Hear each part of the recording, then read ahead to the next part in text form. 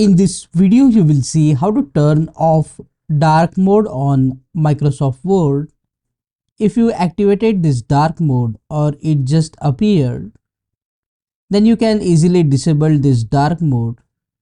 And to disable this dark mode, you need to click here on the File tab.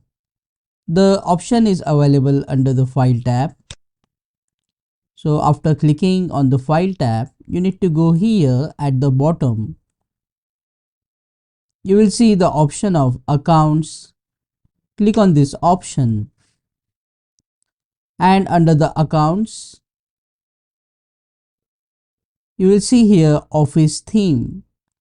Right now it is selected as black, and that's what we don't want. So we will just click on the drop down, and instead of black we will select here the option colorful, and the black or the dark mode will be gone. You just have to now click on this back button, and that's how you can turn off dark mode on Microsoft Word. Click on that like button, comment below and let me know if this video solved your problem.